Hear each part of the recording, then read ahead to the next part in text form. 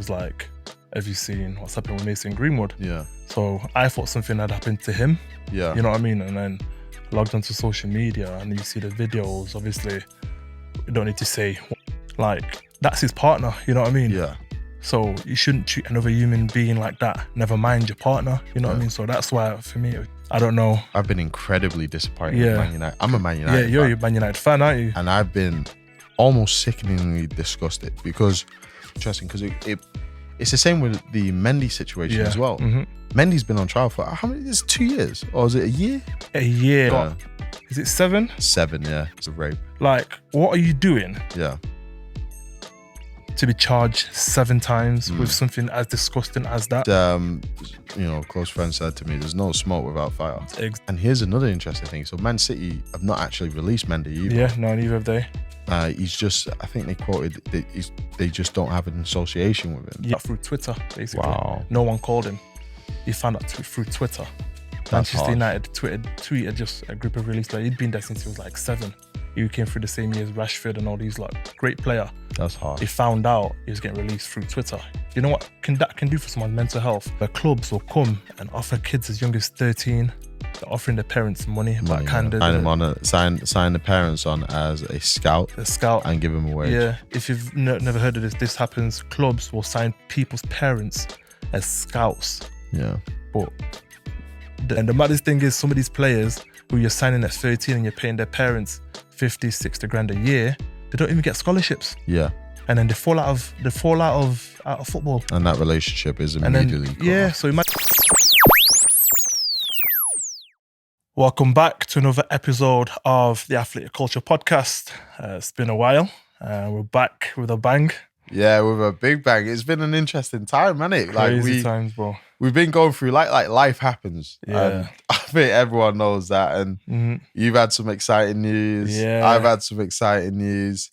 And and then we're back, and a lot's happened this year, and it's only been 3 months. Yeah, it's crazy, isn't it? It's actually mental. Not just football, which what we're based on our conversations on, but today, just life in general. Yeah, not to go into it too much because I know there'll be some political heads who'll start ramping. But literally, it's been an interesting time. But we've always wanted to do this. Yeah, of course. Because one of the topics really hit home with us, and in particular, the Mason Greenwood situation. Yeah. Mendy situation, and also just in general what we started talking about academy kids transitioning from football, and Crystal Palace and what they've set up, and so loads and loads to touch on. Definitely. I think all the things that, like I said, have been happening over the last 2 to 3 months in football are things that need a serious conversation around, you know what I mean? Like I said, with what Mason and Mendy and whatever not, you know what I mean? And like I said, the Crystal Palace thing. So today we're going to dive into all those topics. Yeah. You're going to know our thoughts, our opinions, got some facts. So like I said, we'll be there for that. Yeah, for sure. And we touched on the most shocking one for me, Mason Greenwood. Now, when we heard the news back at, I think it was start of Feb,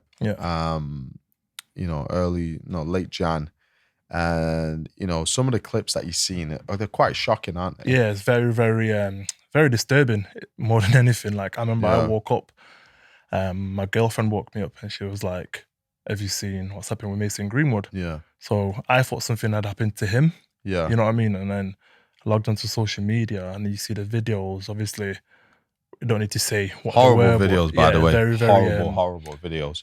Very disturbing. Obviously, I understand a lot of people are going to say innocent until proven guilty and whatever not, but which I think is absolutely rubbish. It's rubbish, but putting yourself into that situation and that scenario, even if from what I've read, what he's trying to say is his defense of whatever's happened. Like you've got to look at your position. You know what I mean? The position that he's in as a football player. Couldn't agree more. Yeah, you know what I mean? Couldn't agree more, because you ultimately have a responsibility now. How old's Mason? About 20, 23? I think he's just 20 years old, right? So you have a responsibility, and we talked about this a lot when we first started Athlete Culture.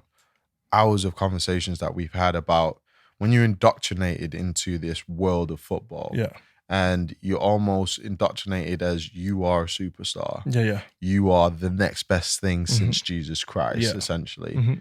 You know, you can't be told no. Like that, there's that element of narcissism. And it's all over this case. A narcissistic young man who's been indoctrinated into this lifestyle and has been in a situation where he's behaved in a way that you would never imagine a human being to behave. Don't get me wrong, there's more horrible people in this world. That's a fact. But going back to what you said, he's in a position of influence. And there's some thought of he has to recognize that. Or did he think, you know, I can make this action and nothing will happen from it? And get away it's with incredibly naive, to be honest. So, you know, I don't know if we'll edit, you know, the video into this podcast, but it's online and you can see it and you can vividly hear his voice. And then the pictures of the little girl as well. I won't call her little.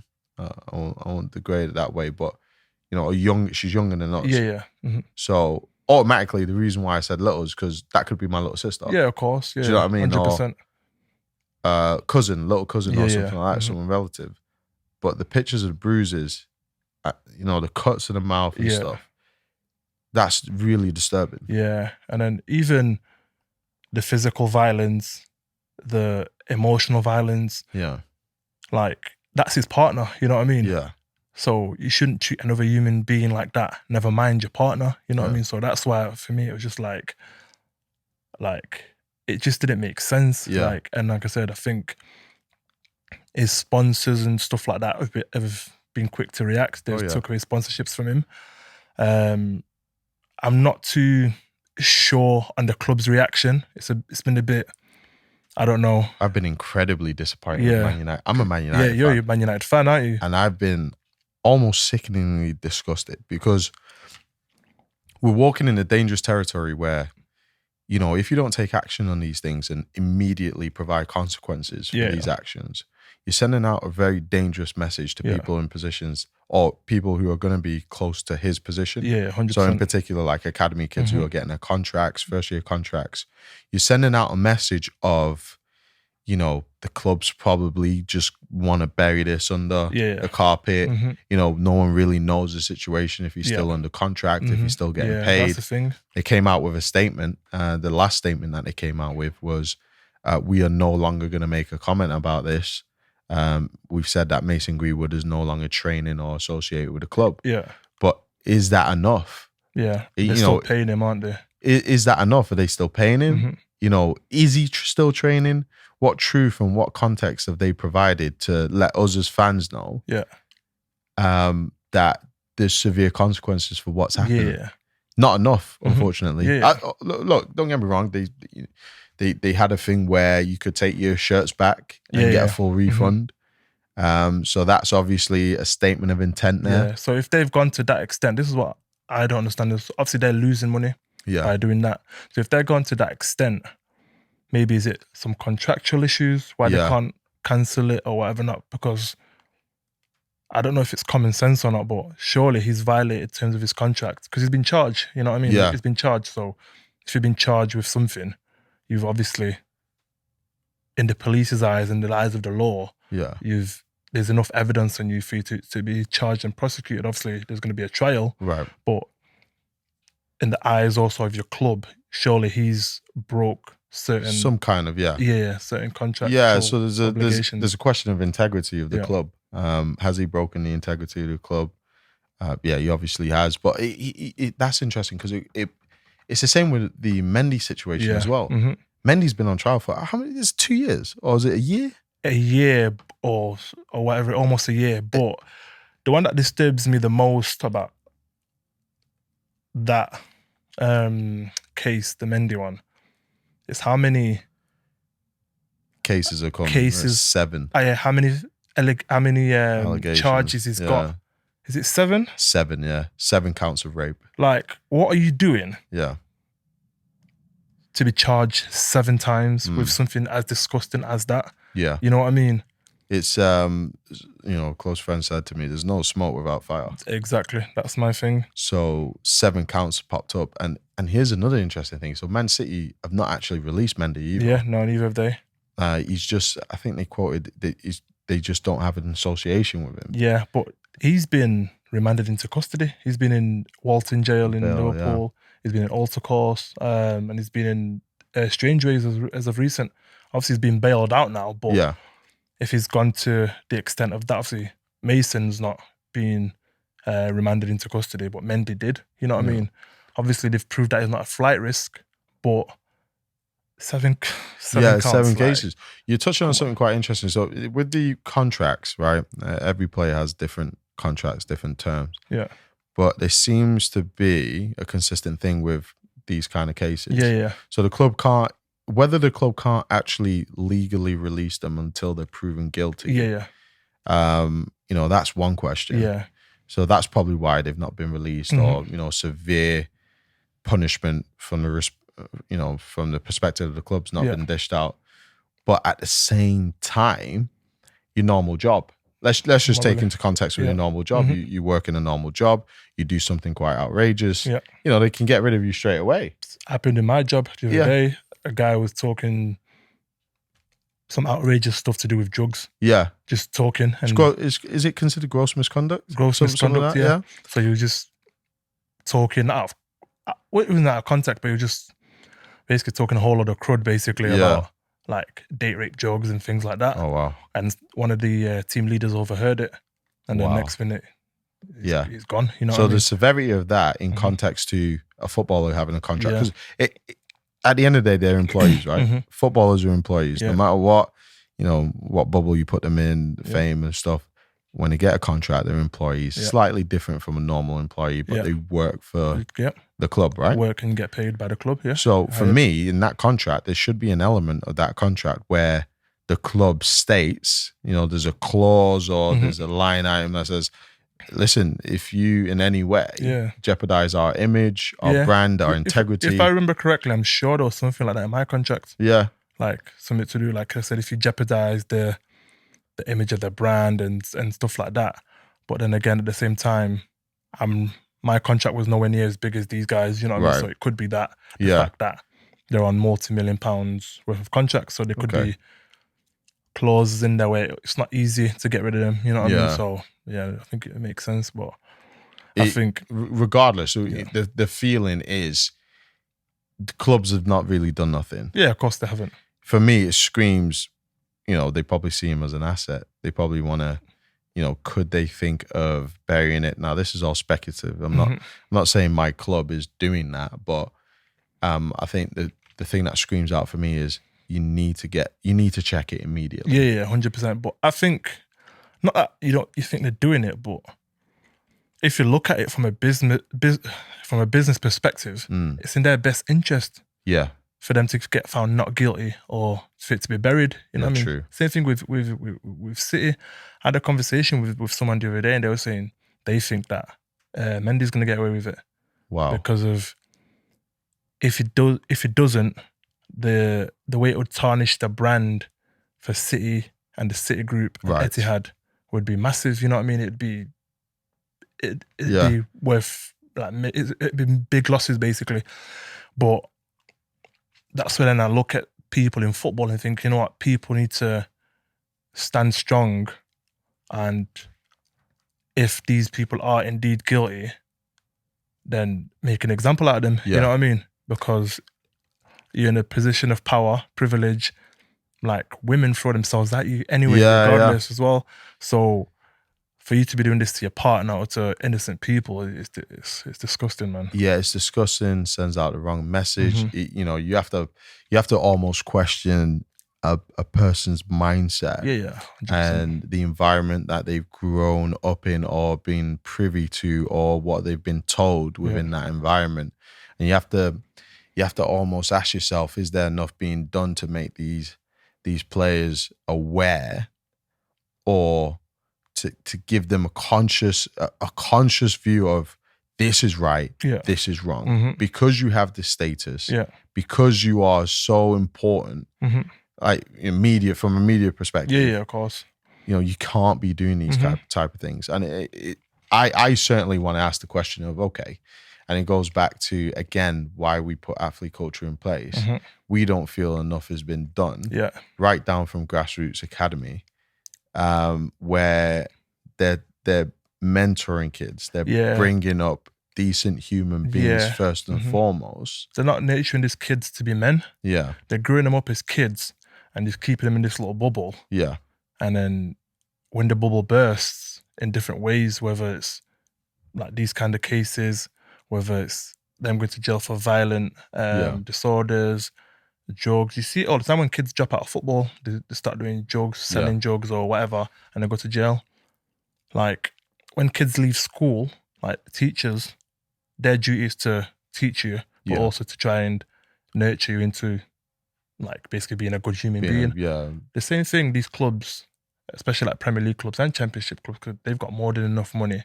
That should be their number one priority as well. Absolutely. We're nurturing footballers, but the numbers suggest that not every single one of them is going to make it. So if they can't make it, we need to make good human beings. You get me? Yeah. But they treat every single player or put every single player on a pedestal that you're this, that, the other, you can do this, you can do that, you're going to be the superstar. When in reality, the numbers suggest that you're not going to be a superstar. Yeah. Maybe out of a group of 20 players, one will be that. Yeah, I think there's a shocking statistic actually. That documentary you told me of last year, it was 0.03% of kids in the UK make it as footballers. Yeah, and they'll play 1 minute so 0.03% of kids that are in the academy system at any given time will play 1 minute of professional football at any level. Wow. Not just the Prem, and so we're talking Prem, Championship, League 1, League 2, at any level. Yeah. You know what I mean? So that's why when sometimes I look back on my career and say, you know what, I beat the odds. Yeah. Because one, I signed a professional contract or whatever, and I played 14 games or something like that in League 2. So in terms of statistics, I'm in the 0.03, you know what I mean? But because of my own goals and aspirations, I feel like I failed, you know what I mean? Yeah. But when you really look at the numbers and whatever not, I'm one of the few that slipped through the cracks, you know what I mean? Or whatever not. So these are numbers that are provided by the Premier League themselves, the FA and things like that. So that's what they've been able to basically come up with. So if they know that these things, why isn't more being done? Yeah, absolutely. So, you know what I mean? I couldn't agree with you more. And is it a question of, are they privy to those numbers? Do they follow those statistics? Do they care about those statistics? Is it something of their priority? So, I don't want to jump the gun, because we can talk about this and maybe people listening in will be like, okay, what's your solution? Yeah. What are clubs doing to make this better, to create more awareness for these players? Crystal Palace is an interesting conversation, because they recently announced that they are running a Aftercare program. Yeah. And that Aftercare program is, I've done a little bit of research, super, super questionable. Yeah. Actually, because there's a statement by, I think the chairman, can't remember his name, you'll probably be able to get it up online. But essentially, Crystal Palace came out a couple of months ago, actually, at the start of the year. Yeah, beginning of this year. And they basically said that they've identified that children or kids or players transitioning from professional football, that there are some negative things happening in terms of support, where they go next. And they just can't, they want to do something about it. Yeah. And they put in place a player aftercare manager? Player aftercare program, but it's not really a program, is it? Yeah. So I think I've got it. Yeah, if you've got it there, I've got it here. Yeah. Oh, yeah. I'll send it on. That's a great shout. Oh, yeah, perfect. So I will. Okay, I'll read it. Oh, there we go. What's up that?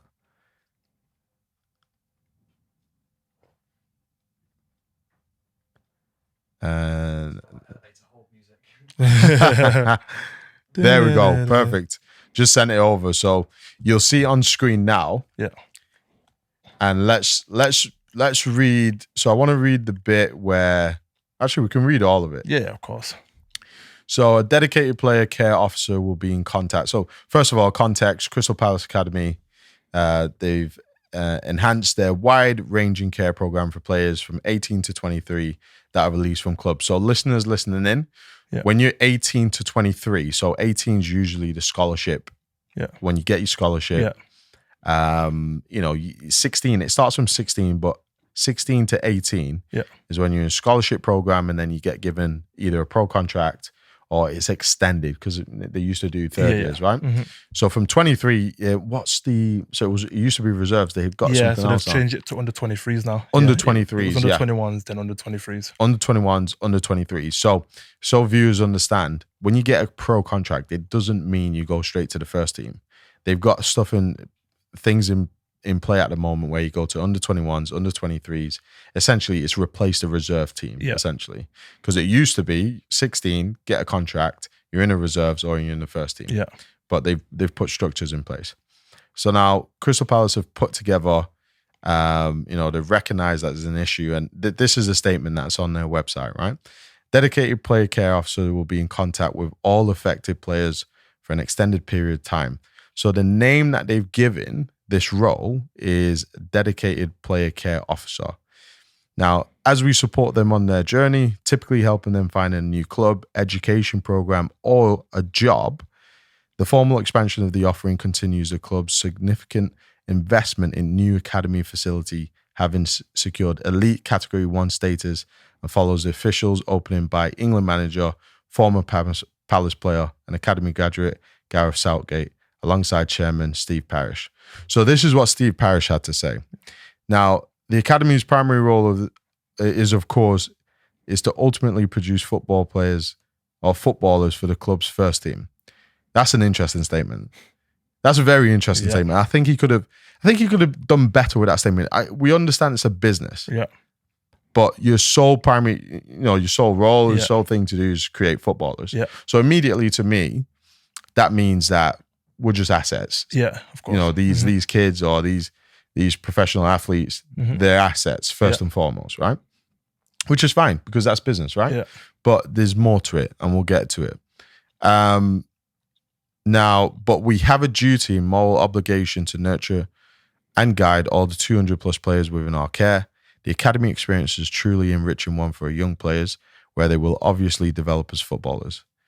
I disagree. But also as a young man, being taught a range of hugely beneficial life skills, we provide an outstanding education provision for those in our full-time care and hybrid education programs, which will broaden all players' options in the future. But we recognize that when an older academy player is released, it may feel like the end of the world for the young man, and we must do our utmost to offer support to affected players through that process and guide them with the next stage of their journey. That typically begins with us providing introductions to new clubs or continue to include the players in matches to enable other clubs to watch them play. But it may also be about helping them continue their education or begin a life outside of football, in a workplace, whatever their path is. We want to offer our support to help them achieve success. So that's Crystal Palace. Now, I've read all of that out because there's some people might be listening to this on the phone and not be able to watch video to see it on screen, but Jacob kindly put it on screen as well. Now, let's dissect that a little bit, what was said. First thing to me that stood out was just, and I might be reading into this, but the academy's primary role is to develop players. That's his comment. Yeah. Now, for me, that's it's interesting, because immediately I think, right, so these kids are cattle. They're assets. Yeah. And what you want to do is get the most out of your asset. Yeah. And that would probably be turn them into footballers, sell them along, or putting them into the first team. I understand it's a business. But where does the element of you are responsible for a human being, a man, you're responsible for their development and their upbringing and their position in society and their understanding of their position in society. That's true. I think he needs to elaborate that statement. Yeah. Now, I don't work in media. I'm not trying to say I'll call him and help him out, but I think for me as a parent who understands how this works, I'd immediately pick that out. Yeah. And I'd be like, you need to give me a more elaboration on that. And I think they need to, what's the word I'm looking for? They need to break down what the program is gonna entail, because at the moment it's just saying generic things. It's what people want to hear. That's what he's saying. You know what I mean? He's saying we'll be introducing players in games or this, that, the other. Like the truth of the matter is, a lot of people sometimes they don't find out they're getting released until the season's done. Yeah. You know what I mean? So what then? Like, I got a friend of mine, Devontae Redmond, he was at Man United. Yeah. He found out he was getting released whilst, I'm sure he said he was on holiday. So he found out through Twitter, basically. Wow. No one called him. He found out through Twitter. That's Manchester United tweeted just a group of released players. He'd been there since he was like 7. He came through the same year as Rashford and all these, like, great player. That's harsh. He found out he was getting released through Twitter. You know what that can do for someone's mental health? Yeah. And he's got a big social media following, you know what I mean? He's got tens of thousands of followers across all social media. That alone can trigger someone into a bad place, you know what I mean? So we need to find out from Crystal Palace, what is this player care person going to be doing? Like, how many players do you release on average between the ages of 18 to 23? Because one person's not enough for all these people, you know what I mean? Yeah. And then also the statement that he said that there's 200 players in their care at any given time, but then the stat says 0.03% of them will make it. So that bunch might not even make it. So that's, out of that 200, that's less than 5 that will play a minute of professional football at any level. That's less than 5. So you've got 195 kids that you're gonna have one person to deal with them 195 kids. The numbers don't add up, you know what I mean? One person's not enough. And then also on top of that, with what it is that they're showing, we're gonna need to see results. So they've obviously enrolled that this year. Come end of the season or next year, we want to hear an update from Crystal Palace that, oh, okay, cool, this is what our aftercare plan is done. Yeah. This player got released, but he's now in a job, he's working, he's doing this, that, the other. This player got released, but we found him a club. He didn't have to find himself a club. We found him a club. We got him a trial here, we got him a trial there. Yeah. Because in my experience, it's happened to me and it's happened to plenty of my other friends that have played for professional football clubs in the Prem. These clubs will actively ruin your chances of being signed by other clubs. I've heard stories of that, yeah. You'll be trying to go on trial I tried to go on trial to a couple of teams in the Championship and League One. Yeah. And then people that were previously, well, they're still at Liverpool, people that were at Liverpool, when clubs would call them and ask him for a reference to me, what's he like as a player, this, that, the other, they'd start bad-mouthing me for no reason. You know what I mean? So it's almost like a conflict of interest. Like, if you are coming out your contract, you go somewhere else and do really well, then they look bad. You know what I mean? And they don't see it as this person's done well for themselves. Exactly. They see it as a business, we failed with this kid. Exactly. Because he's now going to go do well for that team and possibly get sold. Exactly. So we need to see the results from this. You know what I mean? We need to see a proper breakdown. We need to see results from this, because it's not just a one solution or one problem fix all. You know what I mean? Do they know their players? You know what I mean? Do you know what your players like to do outside of work? You shouldn't have to wait till they get released for you to know this. You should have enough data for these players, you know what I mean? And then, like, I don't want to sound bad, but it seems a bit performative to me. You know what I mean? So incredibly. Are you just doing this because you want to be the first club to roll out this program? You know what I mean? Or do you genuinely care and want to make a change or positive impact in these young players' lives? You know what I mean? So, because for some of these players, being in Crystal Palace's academy would probably be the best time of their life, like ever. You know what I mean? I've got mates that we played with at Liverpool, at Sheffield United or whatever, and they always talk about, 10 years ago when we was in the youth team, that's the best time of my life. You know what I mean? I miss it, But I also think there's bigger issues there. Like, they need to understand that as a player, let's say if you go from training every single day to now being released and you're not training every single day, that has an effect on your mental health. Yeah, absolutely. Like your endorphins and, you know what I mean? Like absolutely thought process. The thought process, all that kind of stuff, it affects your body, your health, like everything, you know what I mean? So these are things that they need to put into perspective, not just having someone there that's going to give you a call and, you know what I mean? That's good, but like, you know what I mean? We need a lot more. Yeah, what more? Like, so it begs the question of like, look, infrastructure. Yeah. Efficiency. Yeah. How efficient is this program that you're rolling out? Do you have like a network and infrastructure, a moving clock, a machine that works well for the 195 players or 198 players that won't make it? Based on statistics and it's facts that these kids, a lot of these kids won't make it. Do you have a well-ironed machine to ensure that, one, like you said, these kids are profiled? Yeah. They're profiled and you understand where they can go career-wise. Yeah. You understand mentally where they are and, you know, how achievable it really is for them individually based on their role, based on their, by role, I mean position, where they play. You know, do you have statistics to show them for that? Yeah. You know, are you able to see it coming essentially? Are you prepared? Yeah, early on. Yeah. Early on within this program to know that there's probably 100 of these kids who play a certain position who are highly unlikely to make it. And that and honestly, when I say this, I'm probably one of the most positive person. I'm very, very positive. This might be a negative tone of dissecting what they're doing, but I want people to know is I've been through that. And I've been through that pain. And I've been through that dark place. And I've been through that horrible time in my life where I just didn't know what I was going to do anymore. So that is why I'm being very, very cautious.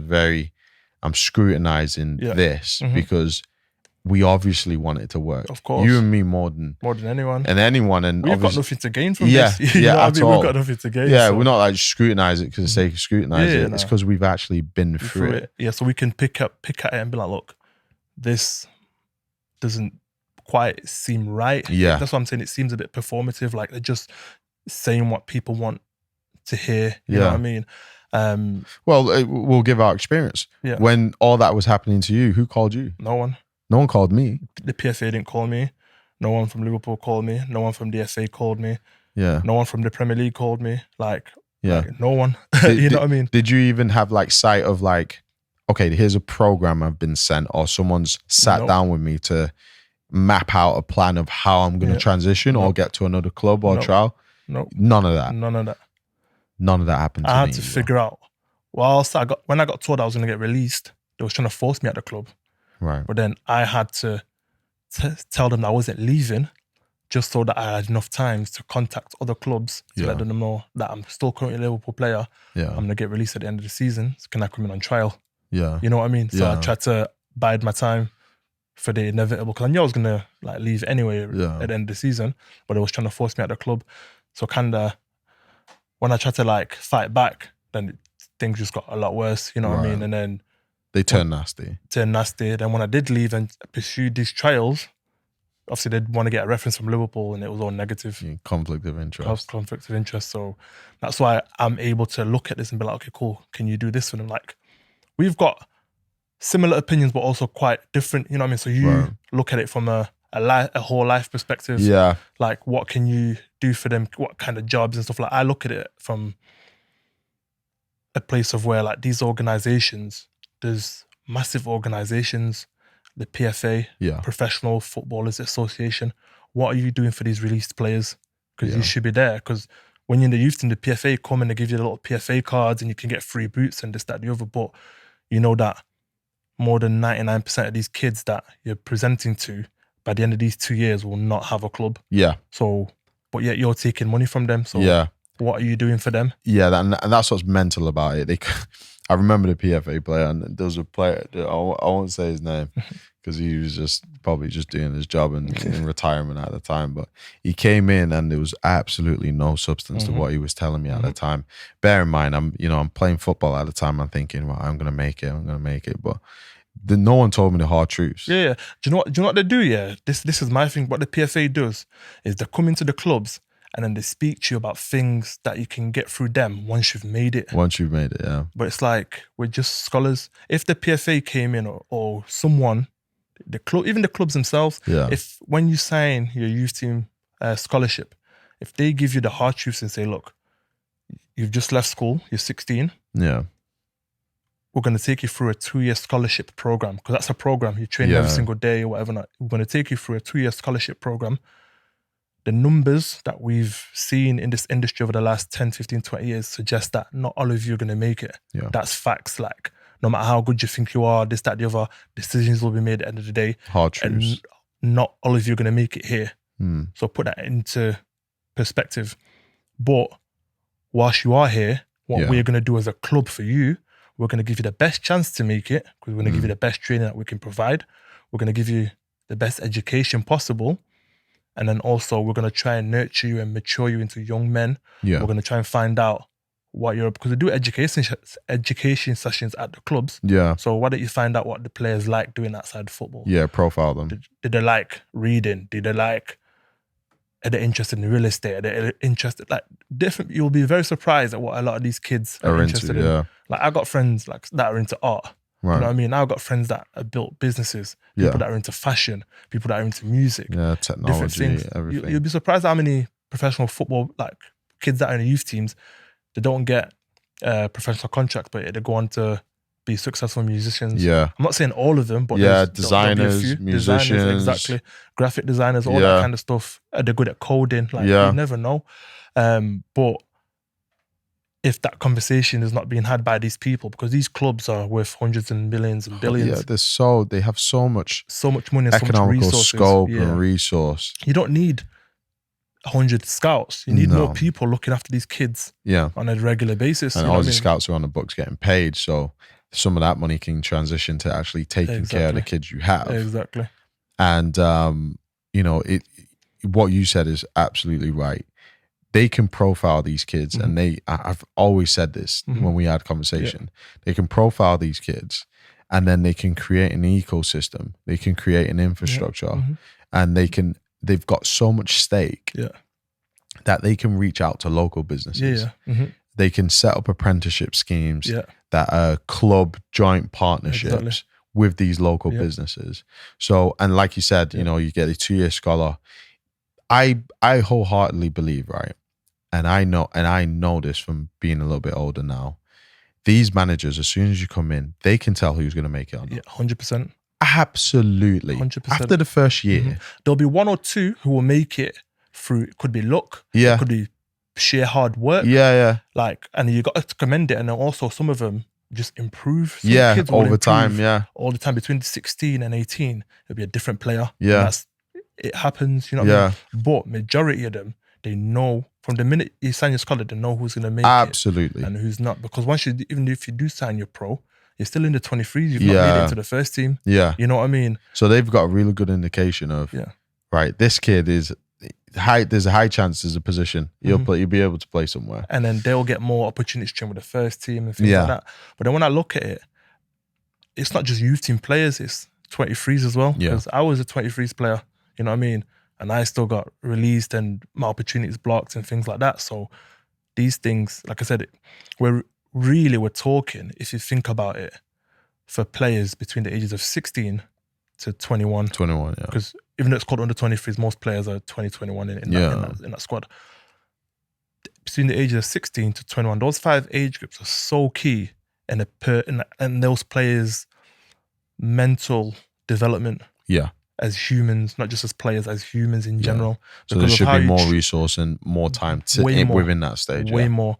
And like even how you just said about like apprenticeship schemes and things like that. Why, if Crystal Palace mentioned that in their little statement, then we'd have been like, you know what, that makes sense. Yeah, that makes sense. Yeah. We're going to reach out to, because majority local of our players are from South yeah. London, so we're going to reach out to local businesses to see if they can take some of these, you know what I mean? Like, and it's the idea we popped up of, look, you give them a 2-year scholar, but if it gets to a point where you absolutely understand this kid is unlikely to make it, give him an additional year. Yeah, 3rd-year scholar. But that 3rd-year scholar is predominantly based on that athlete transitioning. Yeah.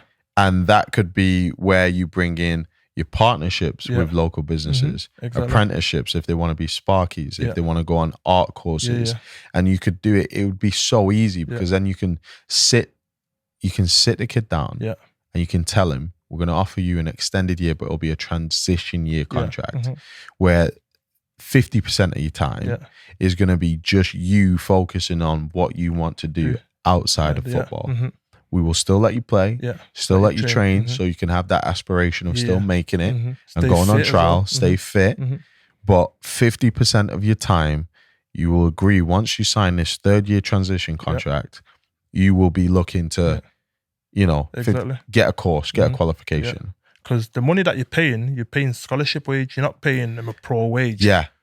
Scholarship is what? Is like an apprentice wage. £120 a week. Yeah, it's more or less an apprentice wage. For Premier League and Championship clubs, that shouldn't be a problem. Yeah, they're already paying it. You're already paying it. Yeah. So that shouldn't be a problem. But what you're doing is you're setting people up for life. Yeah. Because let's say there's a lad who doesn't get a pro, signs a 3rd year scholar.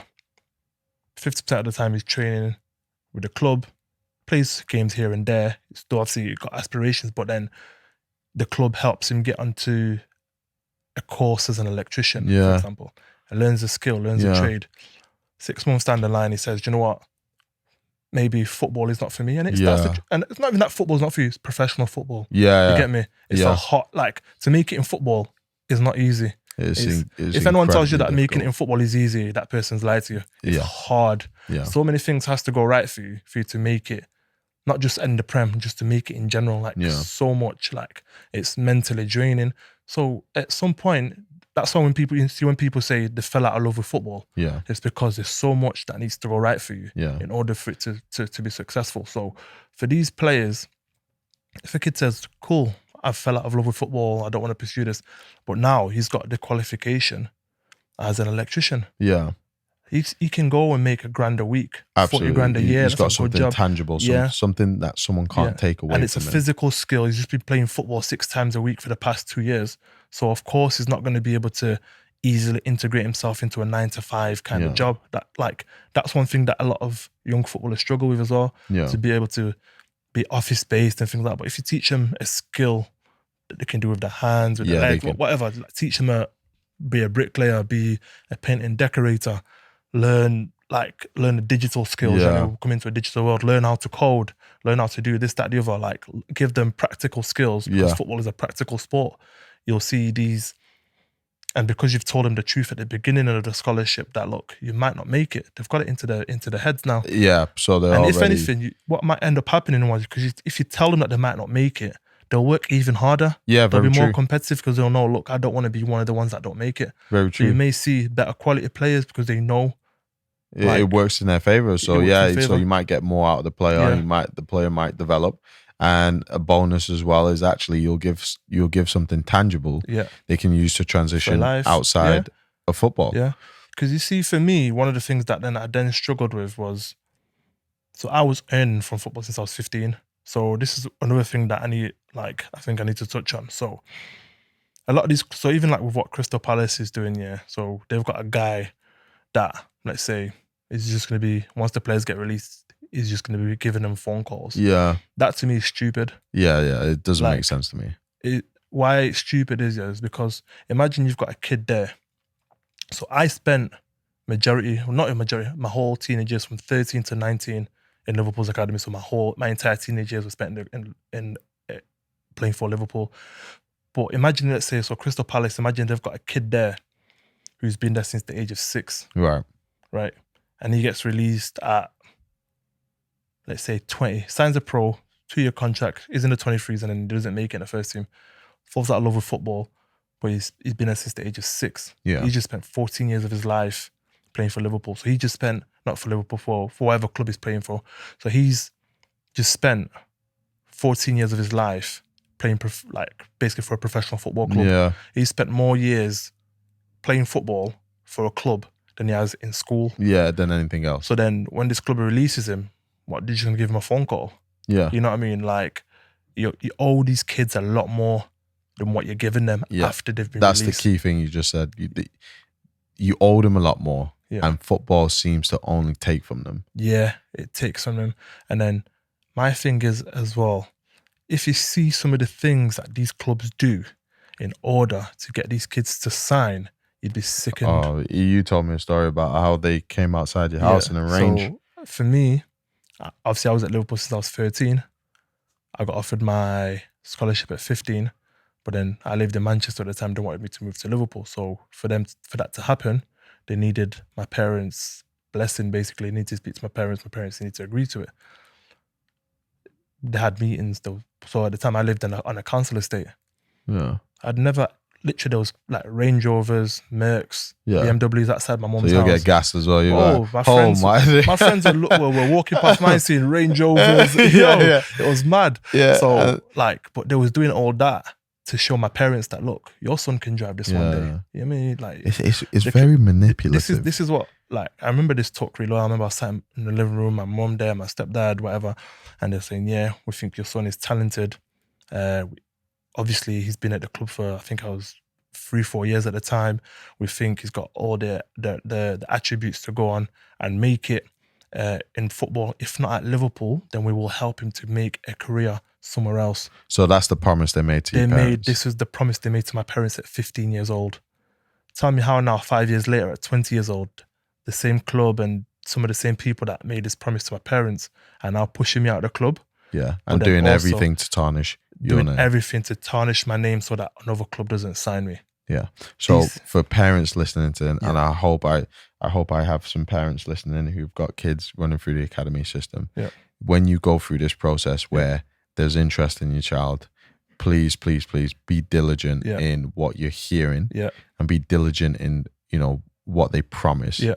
Because you're now seeing, the other side of that. Yeah. But, carry on. It happens, like, it's not just to me, it's happened to, because majority of my friends growing up played in academies as well. It's happened to countless amounts of friends of mine where some of them there's even certain stories, you can't even name people, but where clubs will come and offer kids as young as 13, they're offering their parents money backhanders.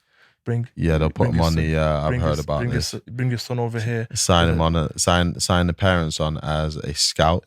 And give him a wage. Yeah, if you've never heard of this, this happens. Clubs will sign people's parents as scouts. Yeah, but the kid's dad might not even be a scout. Yeah, well, it won't be a scout even, but they'll put him on 50 grand a year. Yeah, and the just kid to secure it. The kid will just be 13.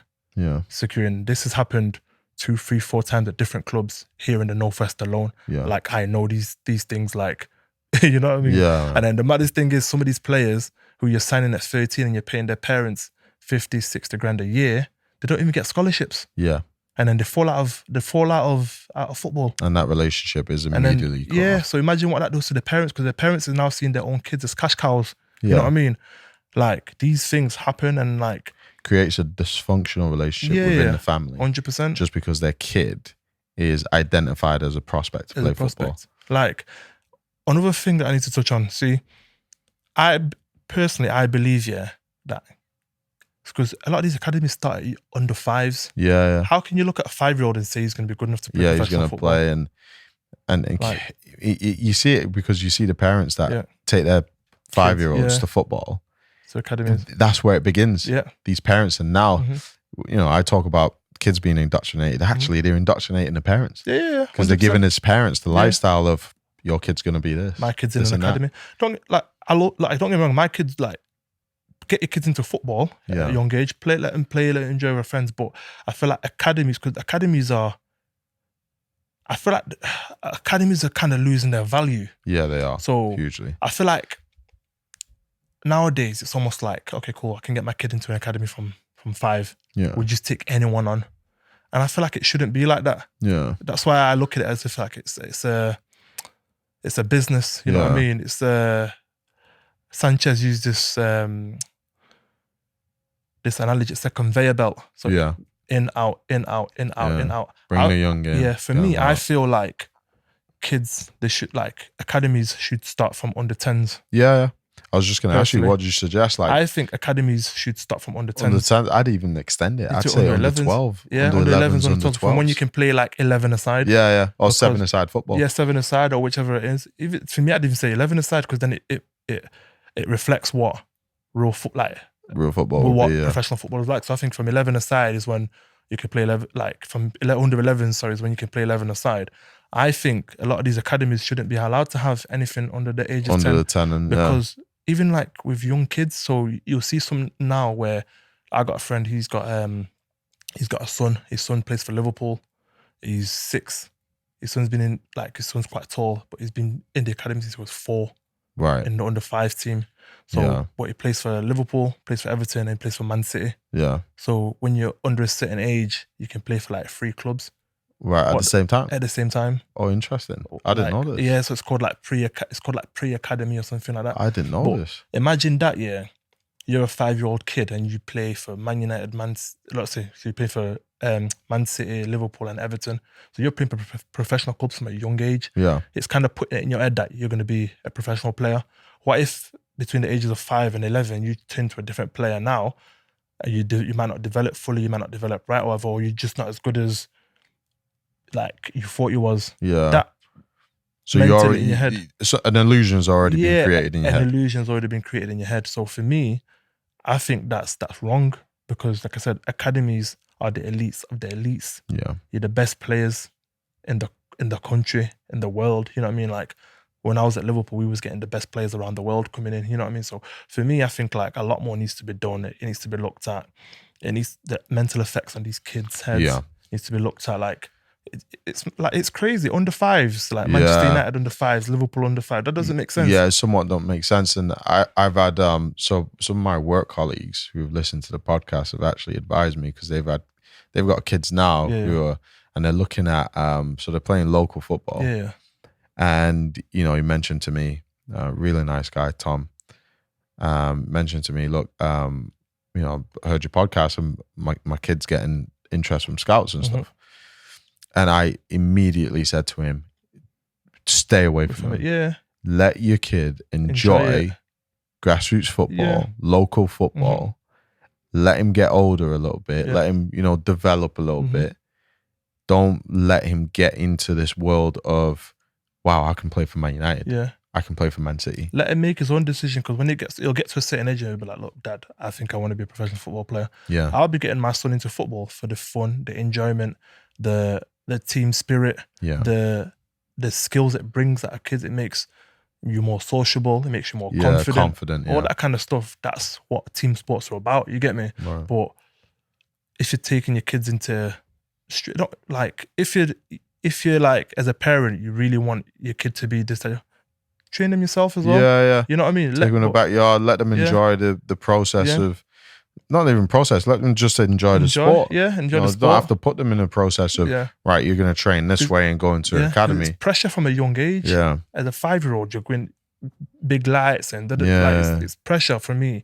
I think like literally. And it's often the dream of the parents that's enforced onto the kids. I heard a terrible story, and then when I was in the academy at Man City about John Joe Shelby and his relationship with his dad and how much pressure his dad put into him. And, it was a violent relationship. This is what I heard. A violent relationship, stress, John, like I was hearing things like he was losing his hair and stuff. Yeah. Going through stress and that. Now that relationship from when I heard that rumor about 15 years ago when I was in the academy, that might have changed and being relevant right now. But it doesn't surprise me that something like that would happen. Yeah, 100%. Because the parents are putting their aspirations, their dreams and their pressures onto their child from a very early age. Yeah, I've seen it. I remember, so I'm not going to mention a name, but a teammate of mine, I remember him and his dad like arguing on the phone. Arguing on the phone because it'd been released from one of the Manchester clubs. And then we were just driving and then his dad's called him and he's like, but my friend at this point, he fell out of love with the game. Yeah. So his dad was shouting him, why are you not at training? Why are you not out running? Why are you not doing it? My friend's like, look, I've got other things to do. I don't want to play football no more. Right. I think he was like 19 at the time. He'd fell out of love with the game. But because his dad really, really wanted him to make it, it messed up their relationship. Yeah. The dad was like feeling let down, saying, "Oh, all those hours I used to take you to football and this, that, the other." So, but obviously that's the dream of the dad. Yeah. To have their son make it as a professional football player, you know what I mean? And not necessarily. So that's why sometimes I look at it and think like, does the kid really want to play, or is the parents forced you into this thing? You know what I mean? I was lucky and fortunate that I fell into it myself. Yeah. My parents didn't want me to play. You know what I mean? I pursued it and pushed it myself and whatever not. But I look at other kids and I think, do you really want it that much? Yeah. Are your the parents are forcing them, and you know what I mean? It goes back to the point where we talked about at the start, profile. Yeah. All this can be figured out if enough resource, enough time was taken to profile these kids psychologically, physically, and also back it up with statistics and tell hard truths to them. Yeah. Because once you profile them, then you can really understand how you can help them and take them either into the dream of becoming and making it, or transitioning and making them a good human beings. Because a lot of these clubs, they've got profiles for the kind of kids they want at certain ages. So they know if a kid is 7 years old, if a kid is 9 years old, at 12 years old, they know how to profile kids. Yeah. You know what I mean? Because they'll send scouts out abroad or whatever, be like, okay, cool, look for this kind of type of player. It needs to be this height or whatever. So they know how to do it. So why can't you do it for your kids, for your players when they're in the youth team? Yeah. And find what kind of transferable skills they've got or whatever not. You know what I mean? So I think like there's more to be done. There's a lot more. There's a significant amount to be done. When you look at it, like I said, if you look at Premier League clubs worth hundreds of millions, some are worth billions. The Premier League, it's worth billions. Yeah. The FA, they make hundreds of millions. The PFA, they make hundreds of millions. But not enough resources have been allocated just to make sure that the young players especially are looked after properly. Yeah. Whilst in the clubs and once they get released. Yeah. And here's an interesting thing about money, because that's what it all boils down to, isn't it? You told me something in the car. You said so the PFA, the PFA chairman recently had a wage of what, 1 point? So he's left as the PFA chairman. I'm going to try and see. I'll send it to Jacob to put it up.